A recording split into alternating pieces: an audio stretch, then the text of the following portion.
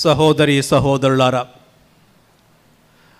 1854వ సంవత్సరంలో 9వ భక్తినాథ పాపు గారు మరియమాత నిష్కళంక మాత అనే విశ్వాస సత్యాన్ని ప్రకటించారు. నిష్కళంక మాత అంటే ఎటువంటి కళంకం లేని, ఎటువంటి పాపం లేకుండా జన్మించింది అని ప్రకటన చేశారు. ఎందుకు చేశారంటే, ఒక రక్షకుని మన లోకానికి తీసుకురావడానికి ఒక కన్య కావాలి, ఒక తల్లి కావాలి. ఆ తల్లికి ఎటువంటి పాపం ఉండకూడదు. ప్రభువు ఒక ప్రత్యేక అనుగ్రహంతో ఆమెను సృష్టించాడు. కాబట్టి ఆ తల్లిని మరియమాతగా మనం పేర్కొంటున్నాం. ఆమెలో ఎటువంటి కళంకం లేదు. ఇది ఒక విశ్వాస సత్యం. ఎందుకంటే దేవుణ్ణి కనబోయే తల్లి ఆమెకు ఎటువంటి పాపం సోకకూడదు. అలా సోకకుండా ఉండడానికి ఒక ప్రత్యేకమైన రీతిలో యావే ప్రభువే తన అనుగ్రహాన్ని దయచేశారు. ఆ అనుగ్రహంతో తాను పుట్టింది. ఆ విధంగా క్రీస్తు ప్రభుని లోకానికి అందించింది. అందుకే ఈ నిష్కళంక మాతతో మన రక్షణ ప్రారంభమవుతుంది. ఈ విషయాన్ని మనందరం గమనించాలి. మరియమాత పుట్టింది అని మరియమాతను గురించే మనం ఆలోచిస్తూ ఉంటాం. తాను పుట్టింది రక్షకుని మనకు అందించడానికి. అందుకే ఆ నిష్కళంక మాత గౌరవార్థం మనం ఈ పండుగ చేసుకుంటున్నాం. కాగా 1858వ సంవత్సరంలో ఈ నిష్కళంక మాత మరియమాత ఫ్రాన్సు దేశంలో బెర్నదత్ సుబిరు అనే ఒక పేద బాలికకు దర్శనమిచ్చింది. 18 సార్లు దర్శనమిచ్చి తాను నిష్కళంక మాతనని తాను బయలుపరుచుకుంది. అప్పటి నుంచి బెర్నదత్ అనేక సార్లు ఆమెకు దర్శనమిచ్చిన తర్వాత బెర్నదత్ ఒక గుర్తుగా తయారైంది. దేవునికి మనకి ఈ లోకానికి మధ్యవర్తిగా మరియమాత తన దర్శనాలను ఇస్తూ రక్షణ కార్యాన్ని తాను కొనసాగిస్తూ వచ్చింది. తన కుమారుని చెంతకు మనల్ని నడపడానికి తాను దోహదపడింది.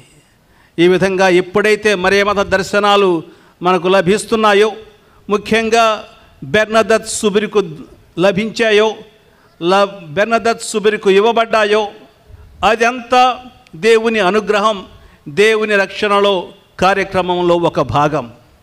కాబట్టి అందుకే అక్కడ తాను దర్శనమిచ్చిన చోటు లూర్దు నగరం ఒక పుణ్యస్థలిగా మారిపోయింది. ఆ పుణ్యస్థలిని అందరం గుర్తించుకుంటూ ప్రపంచంలో అనేక చోట్ల ఇటువంటి పుణ్యక్షేత్రాలను వాళ్ళు మన శ్రీ సభ ఆమోదించింది. ఆ విధంగానే మనకు గుణదలలో ఈ పుణ్యక్షేత్రం ఏర్పడింది. ఈ విధంగా మన భక్తి కూడా అభివృద్ధి చెంది మనం కూడా క్రీస్తు రక్షణాన్ని చవిచూస్తూ ఉన్నాం. సహోదరి సహోదరులారా, ఈనాటి మొదటి పఠనం యెషయా గ్రంథం నుంచి తీసుకున్నాం. క్రీస్తు పూర్వం 539వ సంవత్సరంలో బాబిలోనులో బానిసలుగా ఉన్న యూదులు యెరూషలేమునకు తిరిగి వచ్చారు. వాళ్లకు మళ్ళీ తమ స్వంత దేశంలో అనేక సమస్యలు ఎదురయ్యాయి. ఎటువంటి సమస్యలు? వాళ్ళు బానిసలుగా వెళ్ళిపోయారు. వెళ్ళిపోయిన తర్వాత వాళ్ళ దేశమంతా చాలా మరీ పేద దేశంగా మారిపోయింది. ఒక ప్రక్క కరువు, ఆర్థిక ఇబ్బందులు, రాజకీయ కలహాలు, కుట్రలు ఇవన్నీ మొదలయ్యాయి. వాళ్ళ పరిస్థితి చాలా దీనంగా తయారైంది. ఇటువంటి సమయంలో యావే ప్రభువు వాళ్ళ దేవుడు వాళ్లకు అభయాన్ని ఇస్తాడు. ఈ అభయం ఏమిటంటే, అసలు ఆయన ఈ 66వ అధ్యాయంలో మనం చదివిన వచనాలన్నీ దేవుని మాతృహృదయాన్ని మనకి విశదీకరిస్తున్నాయి. 1000 ఏళ్ల పాలనలో యెరూషలేము ఒక తల్లిలా వాళ్లకు కనిపించింది. యెరూషలేము యావే ప్రభుని నివాస స్థలం. యావే యెరూషలేము నగరంపై తన అభ్యుదయం అంటే శుభాశిష్యులను నది వలె పారిస్తాను అని వాళ్లకు వాగ్దానం చేస్తున్నాడు. జాతుల సంపదలను పొంగిపొరలు కాలువ వలె ఆ నగరం మీదకి పారింతును అని ఆయన వాళ్ళకు వాగ్దానం చేస్తాడు. మిమ్ము తన చేతులలో ఎత్తుకొనును, తన ఒడిలో కూర్చుండబెట్టుకొని లాలించును. ఒక తల్లి కుమారుని ఓదార్చినట్లు నేను మిమ్ము ఓదార్తును. యెరూషలేమున మీరు ఆదరింపబడుదురు. అంటే దేవుడు మీకు దూరంగా లేడు, దేవుడు మీకు దగ్గరగా ఉన్నాడు. ఒక తల్లి తన బిడ్డలకు ఎంత దగ్గరగా ఉంటుందో, ఒకవేళ పేదరికంలోనైనా సరే తల్లి తండ్రి తమ బిడ్డలకు దగ్గరలో ఉండి వాళ్ళను ఆలిస్తారు. ఆ విధంగా యావే దేవుడు వాళ్ళను ఆదరిస్తాడని, వాళ్ళను ఆలిస్తారని ఆయన వాళ్లకు వాగ్దానం చేస్తాడు.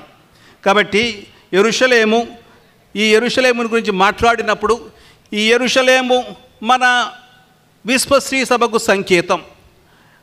ఈ స్త్రీ సభలో ఉన్న విశ్వాసులందరికీ మరియమాత జ్ఞాన విధంగా తల్లి. యావే ప్రభు ఏ విధంగా తన ప్రజలకు తల్లి అయ్యాడో, తల్లి మాట్లాడవలసిన మాట తాను మాట్లాడుతున్నాడో, ఈ విధంగా మన స్త్రీ సభకు మనకు జ్ఞాన తల్లి ఉంది, ఆమె మరియమాత. స్త్రీ సభ శిరసైన క్రీస్తుకు మరియా ఏ విధంగా జన్మనిచ్చిందో, క్రీస్తు ద్వారా మనందరికీ ఆమె ఆధ్యాత్మిక జన్మనిచ్చి మరియమాత మనందరికీ జ్ఞాన తల్లి అయ్యింది. మనం ఆమె బిడ్డలం కనుక ఇటువంటి ప్రత్యేక దర్శనాలలో మరియా మనందరి శ్రేయస్సు కోరి మనకు క్రీస్తు వరాలను అందజేస్తుంది. క్రైస్తవంలో మరియమాతను మనం అనేక బిరుదాలతో గౌరవిస్తూ ఉంటాం. పాపాత్ములకు శరణమా, సకల పునీతుల యొక్క రాజ్ఞి, జ్ఞానం యొక్క ఆలయమా, సర్వేశ్వరుని యొక్క మాత, ఓదార్పునిచ్చు తల్లి అని అనేక బిరుదాలతో ఆ తల్లిని మనం గౌరవిస్తూ ఉంటాం. ఈ బిరుదాలతో ఆమె వేడుదల కోరుతూ ఉంటాం. వాస్తవంగా మనం ఆమెను ఈ బిరుదాల కారణంగా గౌరవిస్తున్నామే కానీ ఆమె ఒక సామాన్యమైన యువతి. మరియమాత ఒక సామాన్యురాలు. మనం అనుకున్నట్లు ఎక్కడో రాజకుటుంబంలో పుట్టలేదు. ఆమె సామాన్యమైన వ్యక్తి. మరియా మాత నజరేతు నుండి వచ్చింది. ఆ గ్రామానికి ఎటువంటి ప్రాముఖ్యత లేదు, ఒక కుగ్రామం.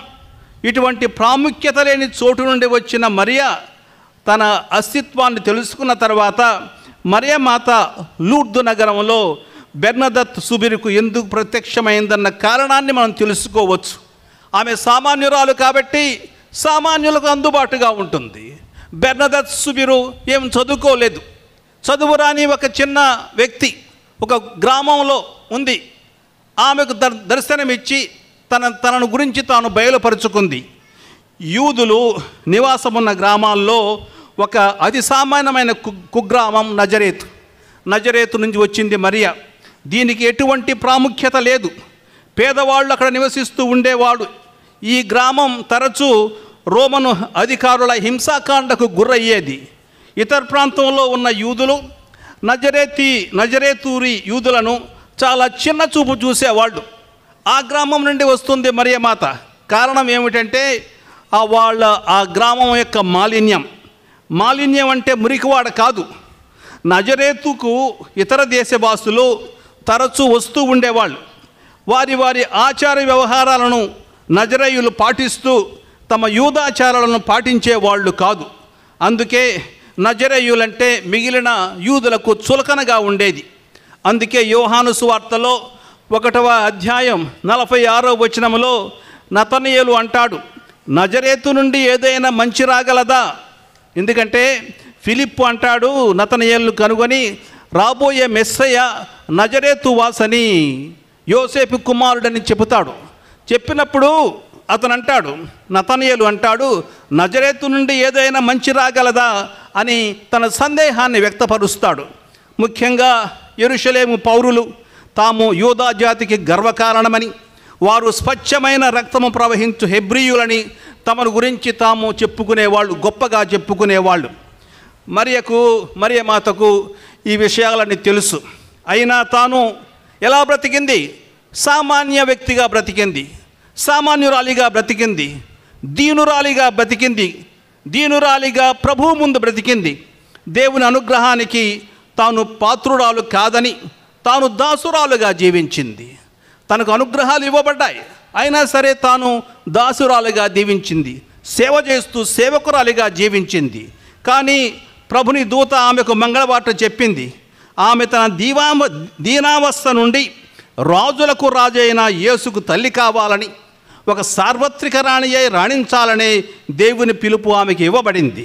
తన సేవక పదవి నుండి రాజమాతగా ఆమె అందుకున్న పిలుపు మూలంగా ఆమె జీవితం ధన్యమైంది.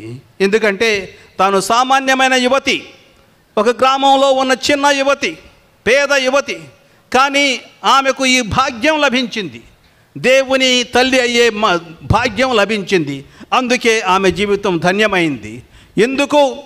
దేవుడే స్వంతగా ఆమెకు ఈ అనుగ్రహం ఇచ్చాడు కాబట్టి దేవుడే ఆమెను పైకి లేవనెత్తాడు. ఆ విధంగా తాను రాజమాత అయి ఆమె జీవితం ధన్యమైంది. ఈ విధంగా నజరేతులో తన జీవితాన్ని జీవించిన మరియా తనను తాను అతి సామాన్యులతో పోల్చుకొని తాను ఎప్పుడు గుర్తుంచుకుంటుంది. సామాన్యులమైన మనకు కూడా ఆ తల్లి మన చెంత నుండి మనను క్రీస్తు చెంతకు నడుపుతుంది. ఇది ఆ విధంగా గుర్తుంచుకున్న సమయంలో అందుకే తాను బెర్నదత్ సుబిర్కు దర్శనమిచ్చి తనతో ప్రార్థించమని ఆహ్వానించింది. బెర్నదత్ సుబిర్కు ఆమెతో కనపడి ఏమని చెప్పింది? నాతో ప్రార్థన చేయి అని చెప్పి ఆమెతో ప్రార్థన చేయటం ప్రారంభించింది. బెర్నదత్ సుబిరు ఎవరు? బెర్నదత్ సుబిరు ఈ మరియమాత నుంచి దర్శనాలు పొందిన బెర్నదత్ సుబిరు ఎవరు? బెర్నదత్ సుబిరు కూడా ఒక పేద కుటుంబాన్ని నుంచి వచ్చింది. తన ఇల్లు కూడా ఒక ఖైదుగా వాడబడి వదిలివేసిన చిన్న కట్టడం. దానికి తోడు బెర్నదత్ అప్పుడప్పుడు ఆస్మా వ్యాధితో బాధపడుతూ ఉండేది. ఈ విధంగా తాను కూడా ఒక సామాన్యమైన వ్యక్తి, ఒక దీనురాలు. ఇటువంటి ప్రాముఖ్యత లేని 14 ఏళ్ల బాలికకు మరియమాత ప్రత్యక్షమైంది. మొదట బెర్నదత్ మరియమాత దర్శనాన్ని అసలు నమ్మలేదు. ఒక వ్యక్తి, తనకు ఎప్పుడూ చూడని వ్యక్తి, కానీ అకస్మాత్తుగా తెల్లని దుస్తులతో ఎక్కడా చూడని ఒక వ్యక్తి తనకు దర్శనమైనప్పుడు మొదట బెర్నదత్ అనుకుంది ఇది ఒక దుష్టాత్మ అని. దాన్ని పట్టించుకోలేదు.